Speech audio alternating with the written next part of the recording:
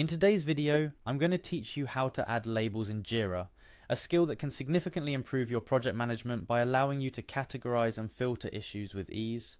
Whether you're new to Jira or looking to refine your techniques, this guide will walk you through the process step by step, with some additional tips to ensure you're getting the most out of your labels. Imagine you're working on a project and need to keep everything organized. Labels in Jira are perfect for this. They work by tagging issues with keywords that are relevant to your work, making it easier to sort, identify, and manage them. Let's dive into how you can add labels to your issues. First off, you'll need to log into your Jira account. Once you're in, navigate to the Your Work section. This is the central hub where you can access all the projects you're involved in. It's easy to find. Look for it on the main dashboard once you've signed in. If you're not immediately directed there, you can always find a link in the main navigation menu or through your project settings. After you've accessed your work, your next step is to click on Projects. This section lists all the projects you're currently participating in or managing. It's here where you'll choose the specific project you want to add labels to.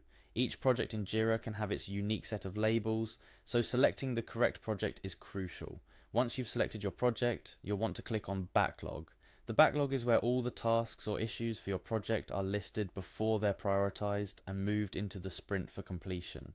It's essentially your project's to-do list. Now, within your backlog, you'll need to select an epic. An epic is a large body of work that can be broken down into smaller tasks or issues. By selecting an epic, you're navigating to a more focused area where you can begin labeling individual issues related to this larger body of work. After you've chosen the epic you want to work on, click on View All Details. This action will open up a window or a sidebar, depending on your version of Jira, where you can see all the details related to that epic, including the issues under it. With the epic details open, look for the section labelled Labels. This part might be a bit down the list, so you'll need to scroll through the details to find it. When you find the Labels section, you'll notice it might say None if no labels have yet been added. Click on None, or the existing label if you wish to add more. This action will open a text box where you can start typing the name of the label you want to add. As you type, Jira will suggest existing labels that match your input, which can be quite helpful if you want to keep your labeling consistent across the project.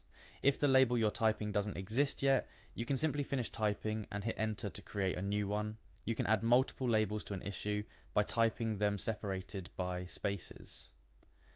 A couple of tips to remember when adding labels. Try to be consistent with the naming convention you choose. This consistency will help avoid duplicates that are essentially about the same thing, but named slightly differently.